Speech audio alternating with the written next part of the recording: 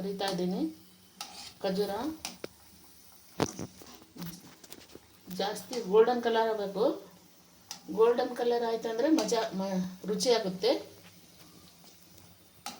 Golden colour ಆಗೋರಿಗೆ ಕರಿತಾ ಇದ್ವರೆಗೂ ಹಿಂಗಂತ ನೋಡ್ತಾ ಇರ್ಬೇಕು. ಇದು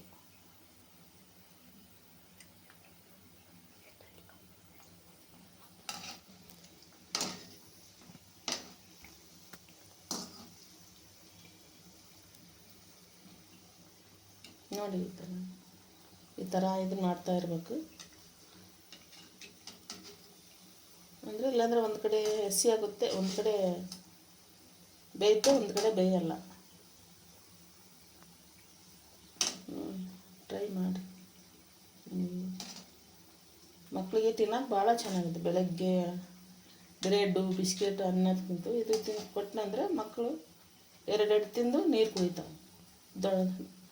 ದೊಡ್ಡವ್ರು 4 ತಿನ್ಬೋದು, ಮಕ್ಕಳಿಗೆ ಒಂದೆರಡು ಆದ್ರೆ ಸಾಕು. ಇದರಲ್ಲಿ ಒಣ ಕೊಬ್ಬರಿ,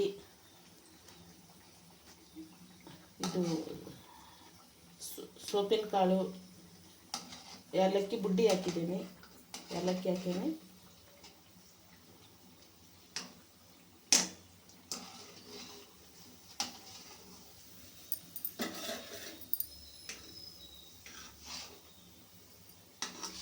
ಈ ಥರ ಇದು ಸರಿ ಹೋಗಲ್ಲ ಅಂದರೆ ಅಂತ ಮಾಡಬೇಕು.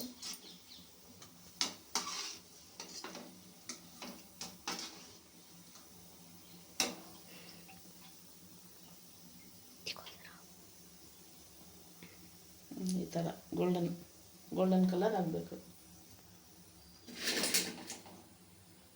ಆಮೇಲೆ 1 ನಿಮಿಷ ಬಿಟ್ಟು ಹಾಕ್ಬೇಕು. ಹಿಂದಿಲ್ ಹಾಕಿದ್ನಂದ್ರೆ ಇದು ಚೆನ್ನಾಗಿ ಬೇಯಲ್ಲ. ಎಣ್ಣೆ ಒಂದು ಸ್ವಲ್ಪ ಬಿಡಬೇಕು. ಕಾದ ಮೇಲೆ ಹಾಕಬೇಕು. ಇದರಲ್ಲಿ ಒಣ ಕೊಬ್ಬರಿ,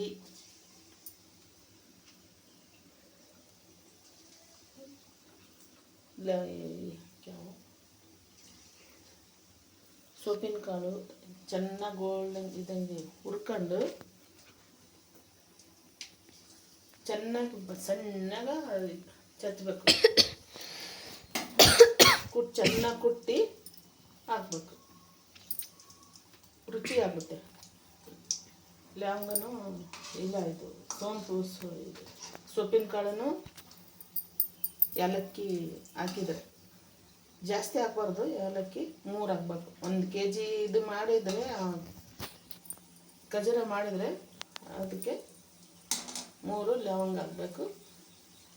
ಒಂದು 5 ಗ್ರಾಮ್ನಷ್ಟು ಸೋಪಿನ ಕಾಳು ಹಾಕ್ಬೇಕು. ಅದು ಹುರ್ಕೊಂಡು ಚೆನ್ನಾಗಿ ಹುರಿದು ಚೆನ್ನಾಗಿ ಕುಟ್ಟಿ ಮಿಕ್ಸ್ ಮಾಡಿ ಒಣ ಕೊಬ್ಬರಿ ಅದೆಲ್ಲ ಮಿಕ್ಸ್ ಮಾಡಿ ಚೆನ್ನಾಗಾಗುತ್ತೆ. ರುಚಿಯಾಗಿದ್ದಾವೆ.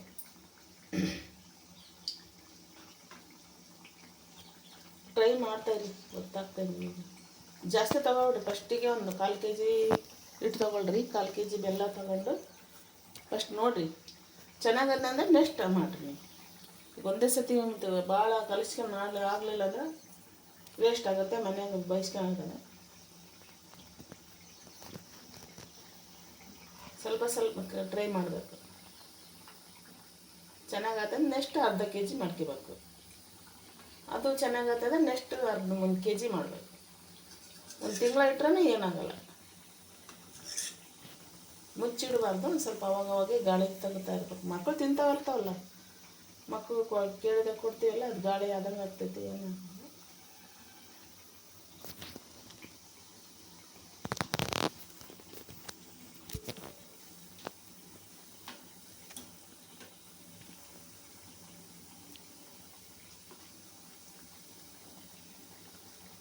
ನಾನು ಅರ್ಧ kg ಮಾಡಬೇಕು ಅಂತ ಹೇಳಿ 1 kg ಆಯ್ತು. ಅದು